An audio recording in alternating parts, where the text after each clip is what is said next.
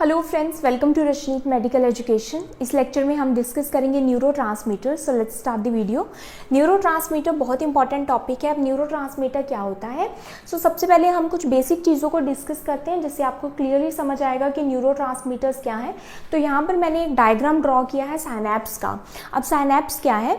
देखो, एक न्यूरॉन दूसरे न्यूरॉन के साथ कम्युनिकेट करता है, एक न्यूरॉन दूसरे मसल के साथ कम्युनिकेट कर सकता है या फिर ग्लैंड के साथ कम्युनिकेट कर सकता है। कम्युनिकेट करने का मतलब क्या है कि जो न्यूरॉन में जो मैसेज आया है, जिसको हम क्या बोलते हैं, नर्व इंपल्स, कि न्यूरॉन में जो नर्व इंपल्स जनरेट हुई है वो दूसरे न्यूरॉन तक कैसे पहुंचेगी, वो दूसरे न्यूरॉन में ट्रांसमिट कैसे होगी। तो जो एक जंक्शन बनता है दो न्यूरॉन्स के बीच में, जब एक न्यूरॉन दूसरे न्यूरॉन के साथ कम्युनिकेट करता है, मतलब एक न्यूरॉन दूसरे न्यूरॉन को मैसेज ट्रांसमिट करता है, या फिर मैसेज को आप क्या बोल सकते हो कि एक न्यूरॉन जब दूसरे न्यूरॉन को नर्व इंपल्स ट्रांसमिट करता है, तो ये जो दोनों के बीच में ये जो जंक्शन बना है, इसको हम क्या बोलते हैं, साइनैप्स बोलते हैं। और इस साइनैप्स के थ्रू जो न्यूरॉन्स हैं वो आपस में कम्युनिकेट करते हैं, या फिर आप बोल सकते हो कि न्यूरॉन दूसरे न्यूरॉन या फिर दूसरे सेल को मैसेज सेंड करता है, नर्व इंपल्स ट्रांसमिट करता है। अब ये दो न्यूरॉन है, यहाँ पर अभी पहले हम बेसिक जो पार्ट्स हैं वो समझते हैं। तो ये है first neuron and this is second neuron.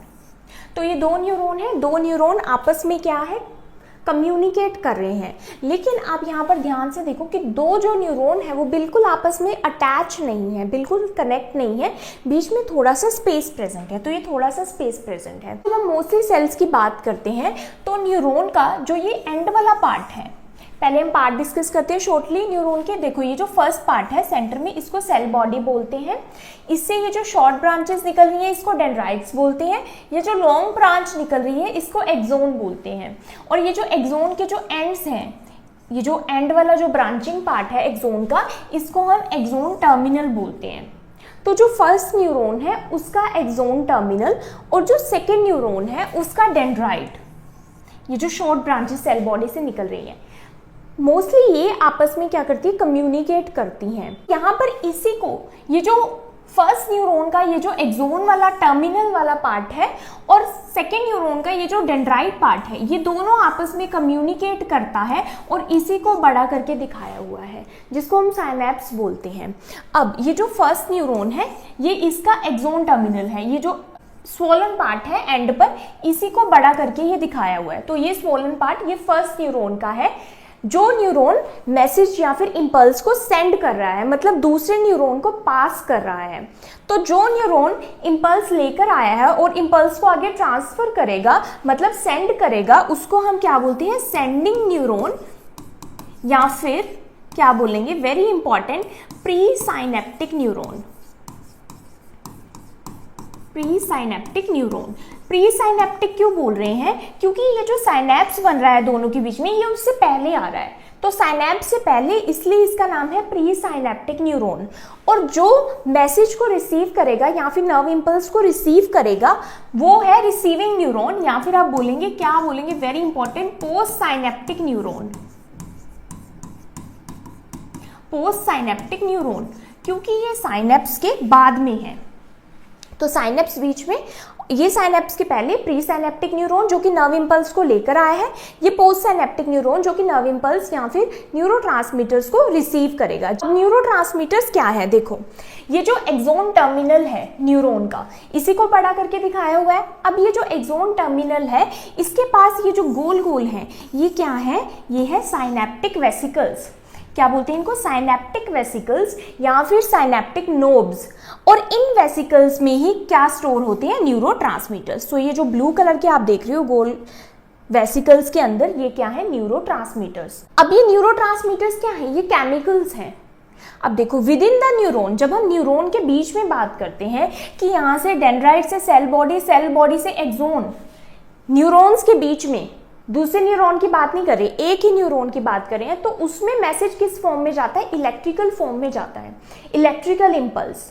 और अगर हम बात करें दूसरे न्यूरॉन में भी अगर मैसेज जनरेट होना होगा, एक्शन पोटेंशियल जनरेट होना होगा, नर्व इंपल्स जनरेट होनी होगी, तो वो भी इलेक्ट्रिकल फॉर्म में ही जनरेट होगी। लेकिन एक न्यूरॉन से दूसरे न्यूरॉन में साइनैप्स के बीच में सीधा इलेक्ट्रिकल या फिर डायरेक्ट इलेक्ट्रिकल इंपल्स पास नहीं होगी। बीच में क्योंकि ये स्पेस है जिसको साइनैप्स बोलते हैं, साइनेप्टिक क्लेफ्ट बोलते हैं, इस साइनेप्टिक क्लेफ्ट की वजह से यहाँ पर डायरेक्ट इलेक्ट्रिकल इंपल्स पास नहीं होगी, ये केमिकल्स के थ्रू पास होगी। और ये केमिकल्स कौन है? ये है न्यूरोट्रांसमीटर्स। ये क्या है? इसलिए इनको केमिकल मैसेंजर भी कहते हैं। इसके थ्रू नेक्स्ट न्यूरॉन में इलेक्ट्रिकल इंपल्स जनरेट होगी। जब हम साइनैप्स की बात कर रहे हैं, हालांकि जो गैप जंक्शंस हैं वो भी बनते हैं सेल्स के बीच में, लेकिन उसमें डायरेक्ट इंपल्स ट्रांसफर हो जाती है, इलेक्ट्रिकल इंपल्स। लेकिन जब हम साइनैप्स की बात कर रहे हैं, जब एक न्यूरॉन दूसरे न्यूरॉन के साथ कम्युनिकेट कर रहा है, तब साइनैप्स बनता है। और साइनैप्स में डायरेक्ट इलेक्ट्रिकल इंपल्स ट्रांसमिट नहीं होगी दूसरे न्यूरॉन में। क्यों? क्योंकि गैप है जिसको हम साइनेप्टिक क्लेफ्ट बोल रहे हैं और इस प्रोसेस को हम साइनैप्स बोल रहे हैं। तो साइनैप्स, ये जो जंक्शन बन रहा है, यहाँ पर इस स्पेस में क्या रिलीज होगा? न्यूरोट्रांसमीटर्स रिलीज होंगे, केमिकल मैसेंजर, जिसके थ्रू नेक्स्ट में इलेक्ट्रिकल इंपल्स जाएगी। वो अभी हम पढ़ते हैं कैसे होता है। पहले हम पार्ट्स पढ़ लेते हैं। तो ये जो वेसिकल्स है जो कि एक्सोन टर्मिनल में ये जो गोल गोल हैं, इनको क्या बोलते हैं? साइनेप्टिक वेसिकल या फिर साइनेप्टिक नोब। इनमें न्यूरोट्रांसमीटर प्रेजेंट होते हैं। और ये जो प्री साइनेप्टिक न्यूरॉन है, इसकी ये जो मेम्ब्रेन है, इसको हम प्री साइनेप्टिक मेम्ब्रेन बोलते हैं। और अब हम बात करते हैं पोस्ट साइनेप्टिक न्यूरॉन की। पोस्ट साइनेप्टिक न्यूरॉन की ये जो मेम्ब्रेन है, इसको हम क्या बोलेंगे? Post synaptic membrane. अब इस पोस्ट साइनेप्टिक मेम्ब्रेन पर रिसेप्टर्स प्रेजेंट होते हैं। तो ये आप देख रहे हो, ये क्या है? रिसेप्टर्स हैं जो कि प्रोटीन्स के बने हैं, जो कि इन न्यूरोट्रांसमीटर को रिसीव करेंगे जब ये रिलीज होंगे। ये जो वेसिकल्स में जब न्यूरोट्रांसमीटर स्पेस में रिलीज होंगे, इनको ये रिसीव करेंगे। अब यहां पर आपने देखा, ये है प्री साइनेप्टिक न्यूरॉन, ये है पोस्ट साइनेप्टिक न्यूरॉन। बीच में ये जो स्पेस है, इस स्पेस को हम क्या बोलते हैं? इस स्पेस को बोलते हैं साइनेप्टिक गैप या फिर क्लेफ्ट। साइनेप्टिक गैप और साइनेप्टिक क्लेफ्ट बोलते हैं। और ये जो न्यूरोट्रांसमीटर है, ये रिलीज कहां पर होते हैं? इसी साइनेप्टिक क्लेफ्ट में रिलीज होते हैं। और ये जो पोस्ट साइनेप्टिक न्यूरॉन की ये जो मेम्ब्रेन है, इसमें ये जो रिसेप्टर्स लगे हुए हैं, ये इन न्यूरोट्रांसमीटर को रिसीव करते हैं। तो ये जो रिसेप्टर्स हैं, ये भी टू टाइप्स के होते हैं। एक होते हैं आयन चैनल्स या फिर आयन रिसेप्टर्स आप बोल सकते हो, जिनको आइनोट्रोपिक रिसेप्टर्स बोलते हैं, या फिर ये रिसेप्टर्स मेटाबोट्रोपिक भी हो सकते हैं। अभी इनका हम रोल पढ़ेंगे क्या है। तो देखो, सबसे पहले क्या होता है कि जैसे ही इलेक्ट्रिकल इंपल्स आई, सो सपोज इस वाले न्यूरॉन में एक्शन पोटेंशियल जनरेट हुआ और इलेक्ट्रिकल इंपल्स या फिर नर्व इंपल्स आ गई। तो जैसे ही नर्व इंपल्स यहाँ पर एंड पर पहुंची, तो नर्व इंपल्स यहाँ पर पहुंच गए एंड पर, तो क्या होगा कि ये जो कैल्शियम चैनल्स हैं, ये स्टिमुलेट हो जाएंगे और कैल्शियम का बहुत ज्यादा इन्फ्लक्स होगा। मतलब कैल्शियम की एंट्री होगी कहाँ पर? एक्सोन टर्मिनल में, जिसके कारण ये जो वेसिकल्स हैं, ये वेसिकल्स कहाँ जाती हैं? प्री साइनेप्टिक मेम्ब्रेन पर जाती हैं और यहाँ पर फ्यूज होकर ये एक्सोसाइटोसिस के थ्रू इन न्यूरोट्रांसमीटर को रिलीज कर देती हैं। तो ये न्यूरोट्रांसमीटर कहाँ पर रिलीज हो जाते हैं? साइनेप्टिक क्लेफ्ट पर। अब यहाँ पर पोस्ट साइनेप्टिक न्यूरॉन है, जो कि जिसकी मेम्ब्रेन पर क्या है? ये रिसेप्टर्स प्रेजेंट है और ये रिसेप्टर्स इन न्यूरोट्रांसमीटर्स को रिसीव करेंगे। अब न्यूरोट्रांसमीटर्स भी वेरियस टाइप्स के होते हैं। कुछ होते हैं एक्साइटेटरी, कुछ होते हैं इनहिबिटरी और कुछ होते हैं मॉड्यूलेटरी। सबसे पहले एक्साइटेटरी की बात करते हैं। अगर ये न्यूरोट्रांसमीटर एक्साइटेटरी है, एक्साइटेटरी मतलब कि जब पोस्ट साइनेप्टिक न्यूरॉन इस न्यूरोट्रांसमीटर को रिसीव करेगा, तो ये न्यूरॉन भी एक्साइट हो जाएगा। एक्साइट का मतलब है कि इसमें भी ये जो इलेक्ट्रिकल इंपल्स जनरेट हुई थी, यहाँ पर भी ये इलेक्ट्रिकल इंपल्स जनरेट हो जाएगी। अगर एक पर्टिकुलर थ्रेशोल्ड तक पहुंच गया, तो यहाँ पर भी एक्शन पोटेंशियल जनरेट हो जाएगा। मतलब कि दूसरा न्यूरॉन भी एक्साइट हो जाएगा, स्विच ऑन हो जाएगा। अगर ये न्यूरोट्रांसमीटर इनहिबिटरी होगा, जो कि सेकंड टाइप है, तो ये जो पोस्ट साइनेप्टिक न्यूरॉन है, जब उसको रिसीव करेगा, तो यहाँ पर कोई भी एक्शन पोटेंशियल जनरेट नहीं होगा यूजुअली। तो यहाँ पर एक्शन पोटेंशियल जनरेट नहीं होगा और ये वाला जो न्यूरॉन है, पोस्ट साइनेप्टिक न्यूरॉन, ये एक्साइट नहीं होएगा। ये क्या होगा? काम हो जाएगा। तो एक्शन पोटेंशियल आगे ट्रांसमिट नहीं होगा, नर्व इंपल्स आगे ट्रांसमिट या फिर पास नहीं होगी। तो excitatory and inhibitory. Third type आता है मॉड्यूलेटरी। मॉड्यूलेटरी क्या होता है? मॉड्यूलेटरी वो न्यूरोट्रांसमीटर होते हैं जो कि डायरेक्ट आयन चैनल्स को ओपन नहीं करते। अब जो इनहिबिटरी और एक्साइटेटरी है, ये क्या करते हैं? आयन चैनल्स को ओपन करते हैं पोस्ट साइनेप्टिक न्यूरॉन में। वो डिपेंड करता है कौन से चैनल्स को ओपन किया। अगर डीपोलराइजेशन कराई तो आगे एक्शन पोटेंशियल जनरेट होगा, जो कि मैंने प्रीवियस वीडियो में बहुत डिटेल में एक्सप्लेन किया है। अगर हाइपरपोलराइजेशन करवाएंगे तो क्या होगा कि अगला जो न्यूरॉन है पोस्ट सिनेप्टिक न्यूरॉन, उसमें कोई भी एक्शन पोटेंशियल जनरेट नहीं होगा। तो वो डिपेंड करता है। लेकिन जो मॉड्यूलेटरी न्यूरोट्रांसमीटर है, जो कि थर्ड टाइप है, वो डायरेक्ट आयन चैनल्स को ओपन नहीं करते, वो किसी सेकेंड पर्सन के थ्रू आप बोल सकते हैं मैसेज को आगे पहुंचाते हैं या फिर आयन चैनल्स को ओपन करते हैं, जिसको हम क्या बोलते हैं सेकेंडरी मैसेंजर, जो कि साइक्लिक एएमपी हो सकता है मोस्ट कॉमनली। तो सीएमपी या फिर सेकेंडरी मैसेंजर के थ्रू ये एक्ट करते हैं मॉड्यूलेटरी न्यूरोट्रांसमीटर। फिर उसके थ्रू ये क्या करते हैं कि ये न्यूरॉन्स की सेंसिबिलिटी को किसी न्यूरोट्रांसमीटर के लिए बढ़ा देंगे या कम कर देंगे। तो ये क्या करेंगे कि न्यूरोट्रांसमीटर की सेंसिबिलिटी, कि न्यूरोट्रांसमीटर कितनी स्ट्रेंथ से काम करेगा, ज्यादा स्ट्रेंथ से काम करेगा या फिर कम स्ट्रेंथ से काम करेगा दूसरे न्यूरोट्रांसमीटर, उसको रेगुलेट करते हैं, उसको मॉड्यूलेट करते हैं। तो मॉड्यूलेट का मतलब होता है एडजस्ट करना। तो एक्साइटेटरी का क्या काम है, प्लस साइन है, गो ऑन। इनहिबिटरी का क्या काम है, स्टॉप करना। अब मॉड्यूलेटरी न्यूरोट्रांसमीटर को समझ सकते हैं वॉल्यूम कंट्रोल, कि कितने वॉल्यूम पे एडजस्ट करेगा, कि कितनी ज्यादा इनहिबिटरी स्ट्रेंथ होनी चाहिए, कितनी ज्यादा एक्साइटेटरी स्ट्रेंथ होनी चाहिए। तो मॉड्यूलेटरी न्यूरोट्रांसमीटर का ये काम है कि वो न्यूरोट्रांसमीटर की स्ट्रेंथ को रेगुलेट करते हैं और न्यूरोट्रांसमीटर के रिलीज को भी रेगुलेट करते हैं, और लॉन्ग टर्म में क्या करते हैं, जीन एक्सप्रेशन को भी चेंज कर सकते हैं। तो ये होते हैं न्यूरोट्रांसमीटर के टाइप। अब वापस आते हैं आयन चैनल्स पर। ये जो पोस्ट सिनेप्टिक मेम्ब्रेन पर, न्यूरॉन की पोस्ट सिनेप्टिक मेम्ब्रेन पर ये जो रिसेप्टर्स हैं, ये रिसेप्टर्स मैंने बताया टू टाइप्स के हैं। एक है आइनोट्रोपिक रिसेप्टर्स। आइनोट्रोपिक का मतलब है कि वो क्या है, आयन चैनल्स हैं आइनोट्रोपिक। तो मोस्टली एक्साइटेटरी और इनहिबिटरी न्यूरोट्रांसमीटर है, ये यहां पर जाकर अटैच होते हैं। मतलब ये जो आइनोट्रोपिक रिसेप्टर्स हैं, ये मोस्टली इनहिबिटरी और एक्साइटेटरी को रिसीव करता है, जिससे डायरेक्ट आयन चैनल्स ओपन हो जाते हैं और डीपोलराइजेशन या फिर हाइपरपोलराइजेशन होता है। डीपोलराइजेशन हुआ तो मतलब दूसरे न्यूरॉन में एक्शन पोटेंशियल जनरेट होगा, नर्व इंपल्स जनरेट होगी। हाइपरपोलराइजेशन का मतलब कि नहीं होगा। अब यहां पर जो दूसरे टाइप का रिसेप्टर होता है वो होता है मेटाबोट्रोपिक।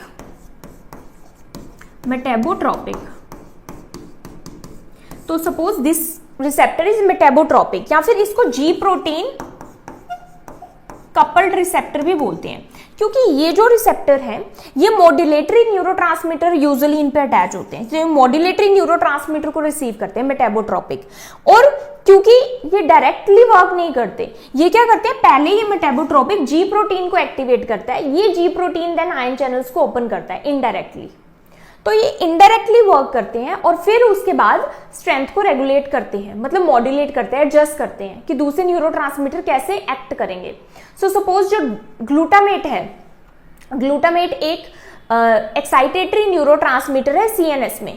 तो अगर वो बिना मॉड्यूलेटरी न्यूरोट्रांसमीटर के काम करता है तो वो नॉर्मल अपना एक्साइटेटरी फंक्शन करता है। लेकिन अगर डोपामिन आ जाता है, जो कि एक मॉड्यूलेटरी न्यूरोट्रांसमीटर है, तो डोपामिन की प्रेजेंस में ग्लूटामेट कैसे एक्ट करेगा, वो बहुत ज्यादा स्ट्रेंथ से एक्ट करेगा, जिससे क्या होगा, और ज्यादा मोटिवेशन और रिवॉर्ड फीलिंग होगी, और ज्यादा मोटिवेटेड फील होगा, और ज्यादा रिवॉर्डेड फील होगा। तो इस तरह से जो मॉड्यूलेटरी न्यूरोट्रांसमीटर वो दूसरे न्यूरोट्रांसमीटर की स्ट्रेंथ को चेंज कर सकते हैं, स्ट्रेंथ को रेगुलेट कर सकते हैं कि जो पोस्ट सिनेप्टिक न्यूरॉन है वो उसके लिए कैसे एक्ट करेगा। सो आई होप आपको यहाँ पर एक बेसिक क्लियर हुआ।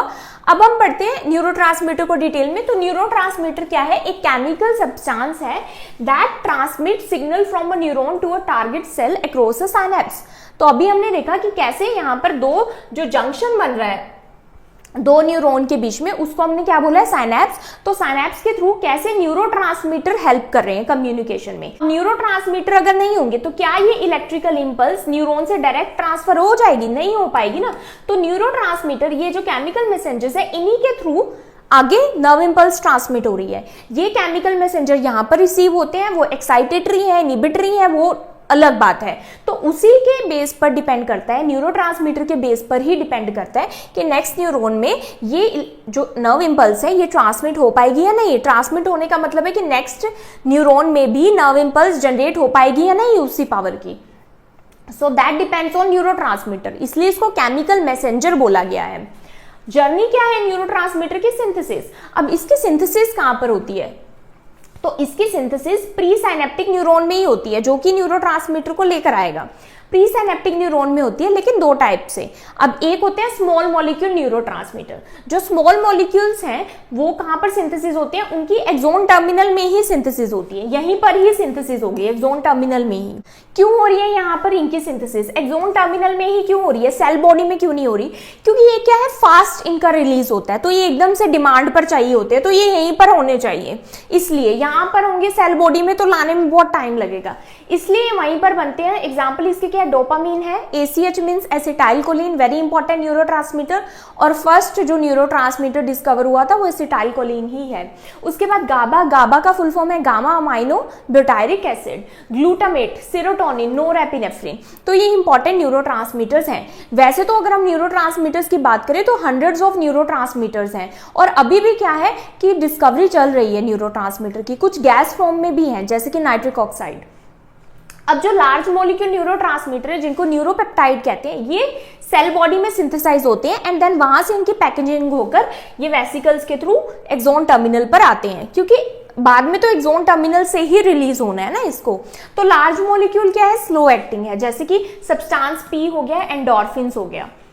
अब इनकी स्टोरेज कहां पर होती है, स्टोर मैंने आपको बताया था कि ये इन साइनेप्टिक वेसिकल्स या फिर साइनेप्टिक नोब में ही ये स्टोर होते हैं। रिलीज कब होता है, साइनेप्टिक क्लेफ्ट में होता है अपॉन स्टिमुलेशन। स्टिमुलेशन मतलब जब यहां पर इलेक्ट्रिकल इंपल्स आएगी तभी ये स्टिमुलेट होंगे, जैसे कि ये देखो यहां पर इलेक्ट्रिकल इंपल्स आई, ये स्टिमुलेट हो गए, तो न्यूरोट्रांसमीटर ये रिलीज हो रहे हैं साइनेप्टिक क्लेफ्ट में। अब बाइंडिंग, बाइंड कहां पर होते हैं, specific receptors on the post synaptic neuron. अब ये पोस्ट साइनेप्टिक न्यूरॉन पर ये स्पेसिफिक रिसेप्टर्स है, तो देखो यहां पर ये बाइंड होंगे, हो गए बाइंड। तो इनके बाइंडिंग पोस्ट साइनेप्टिक न्यूरॉन जो कि पोस्ट साइनेप्टिक मेम्ब्रेन पर होती है। रिसेप्टर के टाइप्स अभी हमने देखे थे, दो टाइप होते हैं, एक होते हैं आइनोट्रोपिक रिसेप्टर जिसको लिगेंड गेटेड आयन चैनल्स भी बोलते हैं, दूसरे होते हैं metabotropic receptor, G protein couple receptor भी बोलते हैं इनको, GPCR। इनएक्टिवेशन, अब देखो यहाँ पर इनका इनएक्टिवेशन होना भी जरूरी है, ये न्यूरोट्रांसमीटर यहीं पर नहीं पड़े होने चाहिए। अगर यहीं पर पड़े हुए तो सपोज अगर एक्साइटेटरी न्यूरोट्रांसमीटर है तो वो तो बार बार न्यूरॉन को एक्साइट ही करता रहेगा ना, तो हमको बार बार स्टिमुलेशन तो नहीं चाहिए, एक बार काम खत्म हुआ उसके बाद उसको रफा दफा भी तो करना है ना न्यूरोट्रांसमीटर को, तो वो कौन करता है, तीन चीजों से होता है। एक होता है reuptake by pre synaptic neuron, ये जहां से रिलीज हुए थे प्री साइनेप्टिक न्यूरॉन से, वही इसको दोबारा रीअब्सॉर्ब कर लेता है, रीअपटेक बोलते हैं इसको। दूसरा एंजाइम डिग्रेडेशन, एंजाइम डिग्रेडेशन मतलब जैसे कि अगर एसिटाइलकोलिन की बात करते हैं वो एंजाइम डिग्रेडेशन के थ्रू होता है, मतलब कि कुछ एंजाइम होते हैं जो कि उसको ब्रेक कर देते हैं। एसिटाइलकोलिन की अगर बात करें तो वो एंजाइम कौन सा है, एसिटाइलकोलिनेस्ट्रेज, तो एंजाइम उसको ब्रेक कर देगा, अब जो बचे हुए पार्ट्स हैं जो कि पीछे रिमेनेंट्स रह जाएंगे वो रीअपटेक हो जाएंगे। तीसरा है डिफ्यूजन, डिफ्यूजन मतलब यहां से न्यूरोट्रांसमीटर कहीं और जाकर डिफ्यूज हो जाएंगे, मतलब जहां पर उनकी जरूरत नहीं है वहां जाके डिफ्यूज हो जाएंगे। मेन टाइप्स ऑफ रिसेप्टर्स, अब जो रिसेप्टर्स हमने पढ़े थे दो पोस्ट साइनेप्टिक मेम्ब्रेन पर, उसका थोड़ा सा देख लो। तो फर्स्ट है inotropic receptor, ligand gated ion channel. इसका जो एक्शन होता है आइनोट्रोपिक का मतलब जो आयन चैनल्स हैं अगर वो ओपन होते हैं, मोस्टली क्या है जो एक्साइटेटरी और इनहिबिटरी है वो वहां पर जाके अटैच होते हैं, या फिर ये रिसेप्टर्स उन्हीं को रिसीव करते हैं मोस्टली। तो इनका एक्शन क्या होता है, फास्ट होता है, वो शॉर्ट टाइम के लिए होता है, जैसे कि मिली सेकेंड के लिए। जैसे कि एसिटाइलकोलिन निकला तो एसिटाइलकोलिन का क्या काम है, मसल्स को मूव करवाना, बेसिकली न्यूरोमस्कुलर जंक्शन में रिलीज होता है। न्यूरोमस्कुलर जंक्शन में एसिटाइलकोलिन एक्साइटेटरी का काम करता है, तो जैसे ही मसल को मूव किया वैसे ही उसका काम खत्म। फॉर एग्जांपल हमने किसी गर्म सरफेस को टच किया तो एकदम हमने हाथ पीछे किया, अब हमारा काम खत्म। तो ये रिफ्लेक्सेस में मोस्टली काम करता है और मसल मूवमेंट में। तो इसका जो टाइम है वो बहुत कम टाइम तक लास्ट रहता है इसका इफेक्ट इन न्यूरोट्रांसमीटर्स का, जो कि आइनोट्रोपिक रिसेप्टर्स पर रिसीव होते हैं जाकर या फिर बाइंड होते हैं जाकर। ये क्या होते हैं, क्विक मैसेज, जैसे कि मसल मूवमेंट या फिर रिफ्लेक्सेस में काम करते हैं। ये क्या करते हैं, ये आयन चैनल्स है, तो इससे क्या होता है, आयन चैनल्स ओपन होते हैं। जैसे ही न्यूरोट्रांसमीटर बाइंड होता है ये चैनल ओपन हो जाते हैं। और किस किस की ओपनिंग होती है, जैसे कि सोडियम पोटेशियम क्लोराइड चैनल्स की, इनकी ओपनिंग हो जाती है। अब दो बातें हैं, एक तो जो नॉर्मली न्यूरॉन कैसी स्टेट में होता है, पोलराइज स्टेट में होता है, मतलब अंदर वो नेगेटिव होता है बाहर पॉजिटिव होता है, तो तब वो कोई भी नर्व इंपल्स को कैरी नहीं कर रहा होता, मतलब रेस्ट पे, उसको रेस्टिंग पोटेंशियल भी बोलते हैं, रेस्टिंग स्टेट भी बोलते हैं उसको न्यूरॉन की। अब जैसे ही अगर एक्साइटेटरी न्यूरॉन है, मतलब दूसरे न्यूरॉन को एक्साइट करेगा, वो दूसरे न्यूरॉन में भी नर्व इंपल्स जनरेट होगी, तब क्या होगा, सोडियम चैनल ओपन होते हैं, तो सोडियम अंदर आ जाता है न्यूरॉन के, बहुत ज्यादा सोडियम पॉजिटिव है, जिसके कारण क्या होगा, अंदर पॉजिटिविटी बढ़ती है। जब अंदर पॉजिटिविटी बढ़ेगी तो उस स्टेट को हम क्या बोलते हैं, डीपोलराइजेशन। तो पोलराइज स्टेट से डीपोलराइज होना क्या कहलाता है, एक्शन पोटेंशियल का जनरेट होना। तो दूसरे न्यूरॉन में एक्शन पोटेंशियल जनरेट होगा। अगर इसको और डिटेल में देखना है तो आप मेरी प्रीवियस वीडियोस देख सकते हैं। अब पोटेशियम और क्लोराइड कब ओपन होते हैं, तो अगर इनहिबिटरी न्यूरॉन है, इनहिबिटरी न्यूरॉन मतलब वो दूसरे न्यूरॉन को भी इनहिबिट करेगा। इनहिबिट का मतलब रोकेगा कि और नर्व इंपल्स जनरेट नहीं करनी, मतलब उसको काम करेगा। ऐसे इनहिबिटरी न्यूरोट्रांसमीटर क्या करते हैं, पोटेशियम और क्लोराइड चैनल्स को खोलते हैं, जिससे क्या होता है, पोटेशियम बाहर जाता है न्यूरॉन के और क्लोराइड अंदर आता है। तो क्लोराइड जब अंदर जाता है, पोटेशियम क्योंकि पॉजिटिव है तो पॉजिटिविटी न्यूरॉन के बाहर जा रही है, मतलब न्यूरॉन नेगेटिव हो रहा है, और क्लोराइड अंदर आ रहा है तो क्लोराइड नेगेटिव है, तो मतलब और नेगेटिव हो रहा है न्यूरॉन अंदर से। तो जब नेगेटिविटी बहुत ज्यादा बढ़ जाती है तो वो पोलराइज से भी हाइपर पोलराइज स्टेट में पहुंच जाता है। तो जब हाइपर पोलराइजेशन होती है न्यूरॉन में तो आगे नर्व इंपल्स जनरेट नहीं होती न्यूरॉन में, तो वो इनहिबिटरी होता है।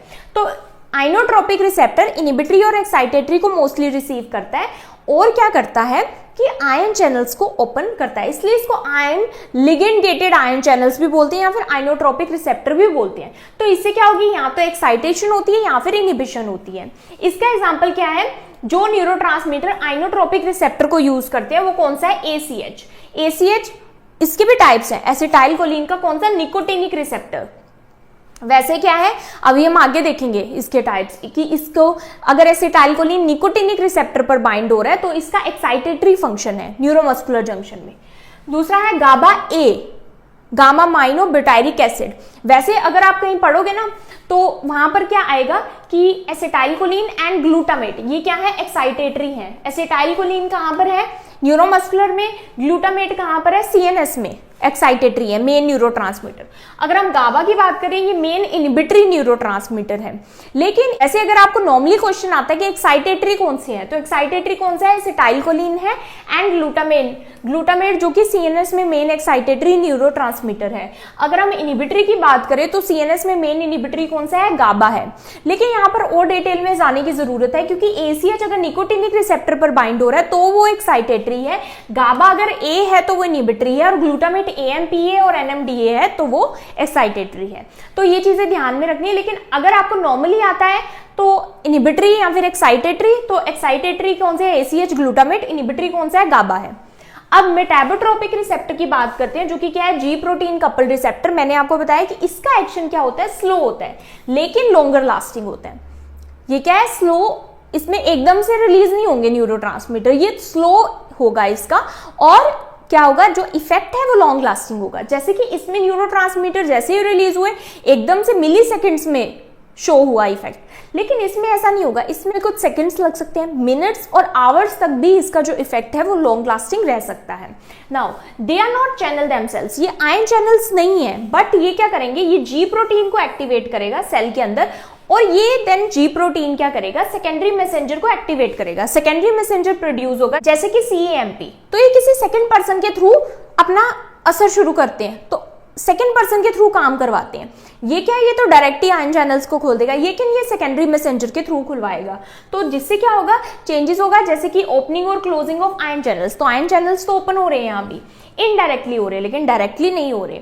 इससे क्या असर आएगा, क्या इफेक्ट शो होगा, तो देखो क्या होगा, changing the sensitivity of the neuron to other neurotransmitters. मैंने आपको बताया था कि जो मॉड्यूलेटरी है, मॉड्यूलेट का मतलब होता है एडजस्ट करना, तो ये क्या एडजस्ट करता है, दूसरा न्यूरॉन कैसे न्यूरोट्रांसमीटर के लिए रिस्पॉन्ड करेगा वो एडजस्ट करता है, कि न्यूरोट्रांसमीटर्स की सेंसिटिविटी को इंक्रीज कर देगा, उनकी स्ट्रेंथ को बढ़ा देगा या घटा देगा, तो वो ये एडजस्ट करेगा।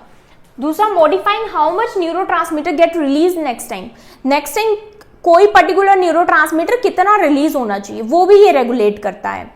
तीसरा, ये क्या करता है, विद टाइम ये जीन एक्सप्रेशन को भी चेंज कर सकता है लॉन्ग टर्म में, जैसे कि मूड और मेमोरी को चेंज कर सकता है, लर्निंग को चेंज अफेक्ट कर सकता है।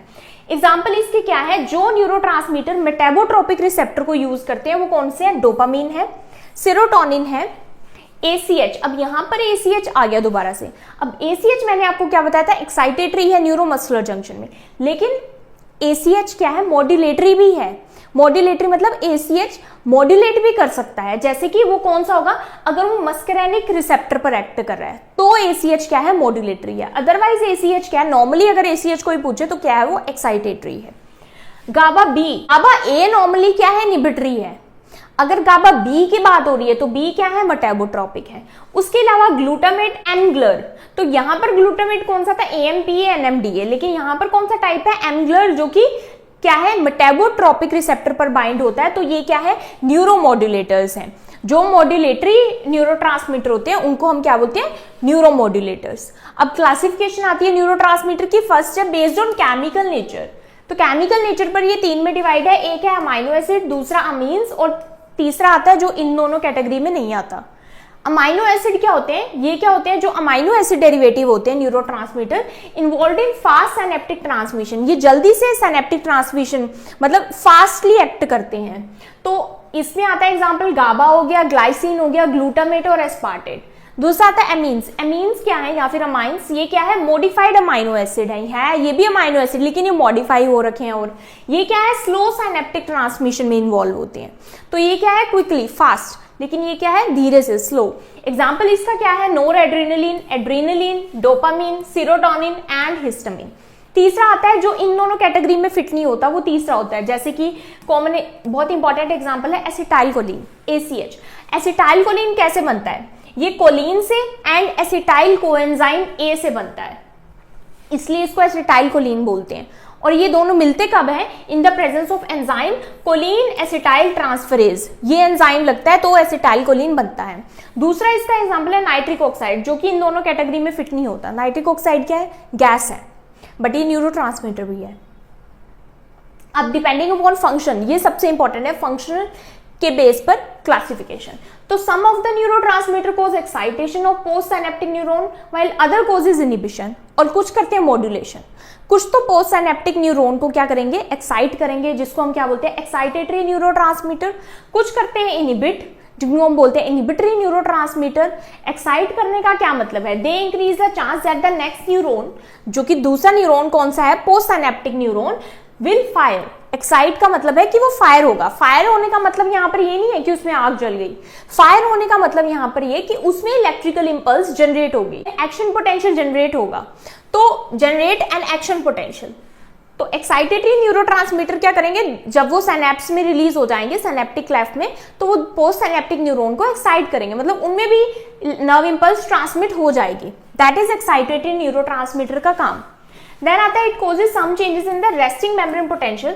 अब मैंने आपको बताया था डीपोलराइजेशन क्या होता है, डीपोलराइजेशन, पोलराइजेशन, हाइपरपोलराइजेशन। नॉर्मली जो न्यूरॉन है वो पोलराइज स्टेट में होता है, मतलब अंदर नेगेटिव बाहर पॉजिटिव।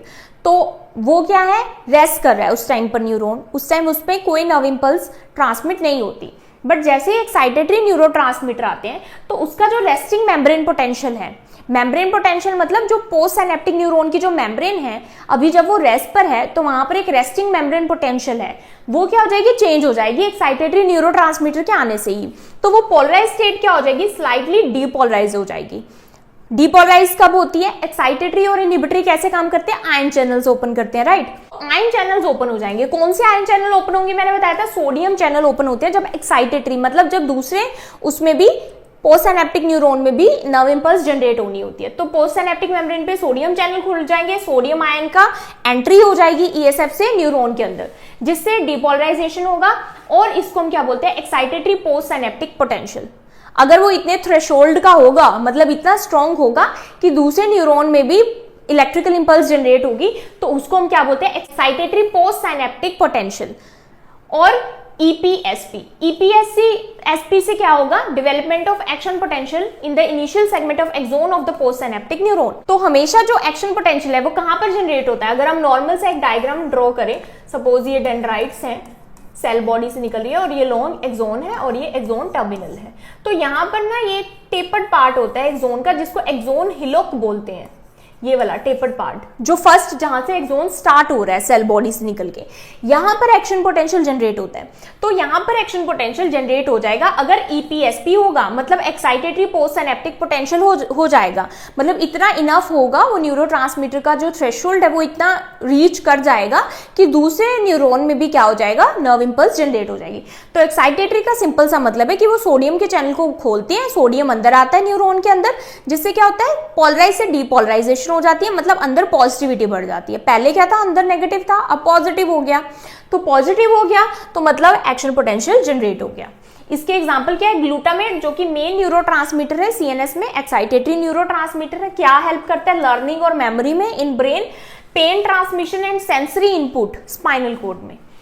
दूसरा है एसिटाइलकोलिन, दोनों ही बहुत इंपॉर्टेंट है। एसिटाइलकोलिन निकोटिनिक और आइनोट्रोपिक रिसेप्टर वाला, न्यूरोमस्कुलर जंक्शन में ये हेल्प करता है। एक्साइटेटरी न्यूरोट्रांसमीटर अगेन मसल को कॉन्ट्रैक्ट होने में हेल्प करता है। दूसरा आता है इनहिबिटरी। इनहिबिटरी का सिंपल सा मतलब है कि ये पोस्ट साइनेप्टिक न्यूरॉन में फायर नहीं करवाएगा, मतलब पोस्ट साइनेप्टिक न्यूरॉन में एक्शन पोटेंशियल जनरेट नहीं होगा अगर इनहिबिटरी न्यूरोट्रांसमीटर होगा। तो वो क्या बोलेगा, शांत, आगे नर्व इंपल्स ट्रांसमिट नहीं करनी, शांत हो जाओ, दूसरे न्यूरॉन को बोलेगा। अब इट कॉजेज ओपनिंग ऑफ, यहां पर भी आयन चैनल ओपन होते हैं, दोनों इनहिबिटरी और एक्साइटेटरी में डायरेक्ट आयन चैनल ओपन होते हैं, इनडायरेक्ट नहीं। कौन सा आयन चैनल होगा, लेकिन पोटेशियम चैनल और क्लोराइड चैनल ओपन होगा। पोटेशियम कहां जाएगा, बाहर जाएगा न्यूरॉन के, जिससे क्या होगा, पॉजिटिविटी बाहर जाएगी, और क्लोराइड आयन की क्या होगी, एंट्री होगी, जिससे नेगेटिविटी अंदर जाएगी। तो पॉजिटिविटी बाहर जा रही है मतलब नेगेटिव रह गया अंदर, और नेगेटिविटी अंदर आ रही है तो मतलब और नेगेटिव हो गया। नॉर्मली जो नेगेटिव होना चाहिए उससे भी नेगेटिव होता है, जिससे क्या होता है, हाइपर पोलराइजेशन हो जाती है, और इस स्टेट को हम क्या बोलते हैं, इनहिबिटरी पोस्ट साइनेप्टिक पोटेंशियल, जो कि पोस्ट साइनेप्टिक न्यूरॉन पे जनरेट होता है। जब आईपीएसपी जनरेट होता है तो एक्शन पोटेंशियल जनरेट नहीं होता पोस्ट साइनेप्टिक न्यूरॉन पे। और इनहिबिटरी न्यूरोट्रांसमीटर कौन से है, GABA, gamma amino butyric acid, important main inhibitory neurotransmitter है ब्रेन में, कामिंग इफेक्ट शो करता है। ग्लाइसिन दूसरा मेन इनहिबिटरी न्यूरोट्रांसमीटर है स्पाइनल कॉर्ड में। अब हम बात करते हैं मॉड्यूलेटरी की। मॉड्यूलेटरी न्यूरोट्रांसमीटर या फिर इनको न्यूरोमॉड्यूलेटर्स भी बोलते हैं। ये मैंने अभी बताया आपको, ये एक्साइटेशन या इनहिबिशन नहीं कोज करता, तो ये डायरेक्टली एक्साइटेशन या फिर इनहिबिशन नहीं कोज करता, लेकिन ये क्या करता है, एडजस्ट करता है कि अदर न्यूरॉन एक्साइटेटरी और इनहिबिटरी न्यूरोट्रांसमीटर के लिए कैसे रिस्पॉन्स करेंगे, कैसे उनके लिए रिस्पॉन्स करेंगे। ये चाहता है कि एक्साइटेटरी और ज्यादा एक्साइटेड हो जाए और न्यूरोट्रांसमीटर और ज्यादा एक्साइटेड हो जाए। ये चाहता है कि जो इनहिबिटरी है उससे भी इनहिबिटरी इफेक्ट शो हो, इनहिबिटरी बहुत ज्यादा इनहिबिटरी इफेक्ट शो करे। तो ये इसके हाथ में, मॉड्यूलेटरी न्यूरोट्रांसमीटर के हाथ में, कि ये एडजस्ट करता है कि दूसरे न्यूरॉन दूसरे न्यूरोट्रांसमीटर्स के लिए कैसे एक्ट करें। अब दे एक्ट थ्रू मेटाबोट्रोपिक रिसेप्टर, मैंने आपको बताया था कि एक्साइटेटरी और इनहिबिटरी आइनोट्रोपिक रिसेप्टर पर मोस्टली काम करते हैं। जो मॉड्यूलेटरी न्यूरोट्रांसमीटर है वो किस पे करेंगे, मेटाबोट्रोपिक पे, और सेम वही पाथवे जी प्रोटीन को एक्टिवेट करेंगे, सेकेंडरी मैसेंजर जैसे कि सीएमपी को एक्टिवेट करेंगे, एंड देन उसके बाद इनडायरेक्ट आयन चैनल्स को ओपन करेंगे। इसका जो इफेक्ट है स्लोअर रहता है लेकिन ज्यादा लंबे टाइम तक रहता है। अब जैसे डोपामीन की बात करते हैं, डोपामीन किसको कंट्रोल करता है, रिवॉर्ड, मोटिवेशन और मूवमेंट को कंट्रोल करता है। तो डोपामीन एक तरह से हैप्पी हार्मोन है, एक तरह से कि वो रिवॉर्डेड फील करता है, हमको और प्लेजर फील करवाता है, मोटिवेटेड फील करवाता है। और दूसरा सेरोटोनिन, सेरोटोनिन हमारे मूड को अच्छा रखता है, एपेटाइट को ठीक रखता है, स्लीप में काम करता है, अच्छी स्लीप में। नोरएपिनेफ्रिन क्या करता है, ये नोरएड्रेनालिन या फिर नोरएपिनेफ्रिन बोलते हैं। अब एपिनेफ्रिन भी होता है, लेकिन एपिनेफ्रिन न्यूरोट्रांसमीटर से ज्यादा हार्मोन की तरह एक्ट करता है। ये क्या करता है, अलर्टनेस को कोज करता है, फोकस, स्ट्रेस रिस्पॉन्स, फाइट और फ्लाइट में हेल्प करता है। ACH, अब यहाँ पर ACH क्या है, मस्करेनिक। जो ACH हमने पढ़ा था एक्साइटेटरी में, वो क्या था, निकोटिनिक रिसेप्टर पर अगर काम कर रहे हैं तो वो ACH निकोटिनिक, ये क्या है, मस्करेनिक रिसेप्टर पर काम कर रहा है। तो ये डिपेंड करता है कि ACH किस रिसेप्टर पर जाकर बाइंड हुआ है तो कैसा इफेक्ट शो करेगा। अब यहाँ पर ये मॉड्यूलेटरी इफेक्ट शो करेगा फॉर मेमोरी एंड अटेंशन, तो ब्रेन में ये मॉड्यूलेटरी इफेक्ट शो करेगा। न्यूरोमस्कुलर जंक्शन पर ACH एक्साइटेटरी इफेक्ट शो करेगा। अब कुछ इंपॉर्टेंट न्यूरोट्रांसमीटर्स देखते हैं। सबसे पहले आता है एसिटाइलकोलिन, जिसको हम क्या बोलते हैं, ACH। तो देखो ये ना फर्स्ट डिस्कवर्ड, सबसे पहला डिस्कवर हुआ था जो न्यूरोट्रांसमीटर, उसको एसिटाइलकोलिन बोला गया, ठीक है। और ये किसने डिस्कवर किया था, ओटो लोई, एक जर्मन फिजियोलॉजिस्ट थे जिन्होंने 1921 में इसको डिस्कवर किया था। कैसे डिस्कवर किया था? ये ना फ्रॉग्स पे एक्सपेरिमेंट कर रहे थे। इन्होंने 2 फ्रॉग लिए। एक फ्रॉग पे जब इन्होंने एक्सपेरिमेंट किया तो इन्होंने क्या एक्सपेरिमेंट किया कि उसकी वेगस नर्व को स्टिमुलेट किया, जिससे उस फ्रॉग का जो हार्ट रेट है वो स्लो हो गया। वहां से इन्होंने वो जो हार्ट के अराउंड जो फ्लूइड था उसको निकाल के दूसरे फ्रॉग के हार्ट के अराउंड डाल दिया, तो दूसरे फ्रॉग का जो हार्ट है वो भी स्लो हो गया। तो इन्होंने पाया कि उस फ्लूइड में तो कुछ था जो कि दूसरे फ्रॉग पे भी सेम इफेक्ट शो किया। तो उस फ्लूइड में क्या था? एसिटाइलकोलिन न्यूरोट्रांसमीटर था। अब वही अगेन आप कहोगे एसिटाइलकोलिन तो एक्साइटेटरी है, बट वो एक्साइटेटरी न्यूरोमस्कुलर जंक्शन पर है। हार्ट पर वो कैसा शो कर रहा है? हार्ट के अगर वो रिसेप्टर पर जा रहा है तो वहां पर वो कैसा इफेक्ट शो कर रहा है? स्लोअर इफेक्ट शो कर रहा है, मॉड्यूलेटरी इफेक्ट शो कर रहा है। तो दैट्स हाउ एसिटाइलकोलिन डिस्कवर हुआ। इसी तरह से अब ACH के टाइप्स होते हैं, एक्साइटेटरी है न्यूरोमस्कुलर जंक्शन पे, CNS में ये मॉड्यूलेटरी है। मॉड्यूलेटरी का मतलब है एक्साइटेटरी भी वर्क शो कर सकता है, इनिबिटरी वर्क भी शो कर सकता है। It produces excitatory function by opening the, अब अगर एक्साइटेटरी फंक्शन कर रहा है तो इट मीन्स वो लिगेंड गेटेड सोडियम चैनल को ओपन करेगा, मतलब वो आइनोट्रोपिक रिसेप्टर्स पर जा रहा है। मेन रोल इसका क्या? मसल एक्टिवेशन करना, किसमें? न्यूरोमस्कुलर जंक्शन में। ब्रेन में मेमोरी और अटेंशन को के लिए मेनली वर्क करता है। सिंथेसिस इसकी कहां पर होती है? ACH is synthesized in the cholinergic nerve ending. जब भी कोलिनर्जिक का नाम आएगा मतलब एसिटाइलकोलिन की बात हो रही है, कोलिनर्जिक, तभी एसिटाइलकोलिन कोलिन के नाम से ही पड़ा है कोलिनर्जिक नर्व एंडिंग। तो एसिटाइलकोलिन और कोलिनर्जिक एक ही बात है। Synthesis takes place in exoplasm and ACH is stored in vesicles. Axoplasm में ही ये सिंथेसाइज होता है, मतलब एक्सोन टर्मिनल की तरफ ही ये रहता है, वेसिकल्स में ही स्टोर होता है। It is synthesize from acetyl coenzyme A, acetyl co A। तो ये एसिटाइल को A से अभी हमने देखा कैसे बनता है ये। इट कंबाइंस विद कोलिन के साथ ये कंबाइन करता है, किसकी? एंजाइम की प्रेजेंस में। कौन से? कोलिन एसिटाइल ट्रांसफरेज, तभी एसिटाइलकोलिन बनता है। इसका जो एक्शन होता है शॉर्ट लिव होता है, ज्यादा लंबे टाइम तक नहीं होता, within 1 millisecond after the release from the vesicle. Milliseconds का इसका फंक्शन होता है, इफेक्ट रहता है। उसके बाद ये क्या होता है कि ये डिग्रेड हो जाता है, किसके? एंजाइम की प्रेजेंस में, एसिटाइलकोलिनेस्ट्रेज की प्रेजेंस में। और ये जो एंजाइम है ये कहाँ प्रेजेंट होता है? Basal lamina of the synaptic cleft, जो कि न्यूरोमस्कुलर जंक्शन में प्रेजेंट होती है। रिसेप्टर्स कहाँ पर एक्ट करता है? ये कहाँ पर बाइंड होता है? एक तो आइनोट्रोपिक पर ही बाइंड होता है। आइनोट्रोपिक की अगर बात हो रही है मतलब ये निकोटिनिक रिसेप्टर पर बाइंड हो रहा है न्यूरोमस्कुलर जंक्शन पे, जिसमें ये स्केलेटल मसल की कॉन्ट्रैक्शन कर रहा है। मेटाबोट्रोपिक में ये मस्करेनिक पर एक्ट करता है, मस्करेनिक पर बाइंड होता है। मस्करेनिक M1 से M5 होते हैं और ये ब्रेन में, हार्ट में, स्मूथ मसल्स में, ग्लैंड्स में होते हैं ये। और इनका फंक्शन यहाँ पर क्या रहता है? लर्निंग, मेमोरी, हार्ट रेट को स्लो करता है, डाइजेशन को इंक्रीज करता है एसिटाइलकोलिन। डिसऑर्डर, अब यहाँ पर डिसऑर्डर भी देखो, एसिटाइलकोलिन का अगर लेवल डिक्रीज हो जाता है तो उससे क्या होता है? अल्जाइमर्स डिसीज होती है, क्योंकि ये ब्रेन में लर्निंग और मेमोरी को कंट्रोल कर रहा है। तो अल्जाइमर्स में मेमोरी बहुत वीक हो जाती है अगर इसका लेवल डिक्रीज हो जाता है एसिटाइलकोलिन का, तो अल्जाइमर डिसीज होती है। दूसरा आता है डोपामिन। डोपामिन की लोकेशन ब्रेन में रहती है, स्पेशली बेसल गैंग्लिया और सबस्टेंशिया नाइग्रा में। एक्शन इसका क्या है? डोपामिन मॉड्यूलेटरी न्यूरोट्रांसमीटर है। फंक्शन इसका क्या रहता है? मोटिवेशन, मोटिवेटेड रखता है हमेशा, रिवॉर्ड, प्लेजर, मोटर कंट्रोल भी करता है। तो हमेशा मोटिवेटेड रहना मतलब उसका क्या है? डोपामिन लेवल गुड है। डिसऑर्डर लिंक, अगर इसका डिक्रीज हो जाता है लेवल तो पार्किंसंस डिसीज हो सकती है, क्योंकि ये मोटर कंट्रोल भी करता है। तो पार्किंसंस डिसीज में मोटर कंट्रोल नहीं रहता, ट्रेमर्स होते हैं और जो पोस्चर है वो डिस्टर्ब रहता है। Some types of depression, depression में भी इसका लेवल डिक्रीज हो सकता है।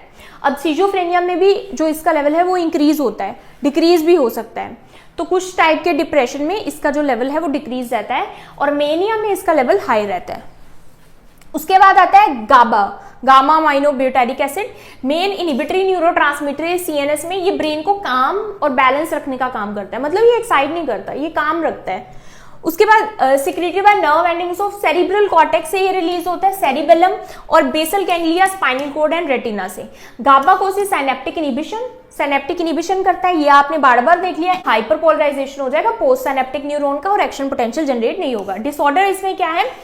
गाबा का लेवल एंजाइटी में डिक्रीज होता है और एपिलेप्सी में डिक्रीज हो जाता है।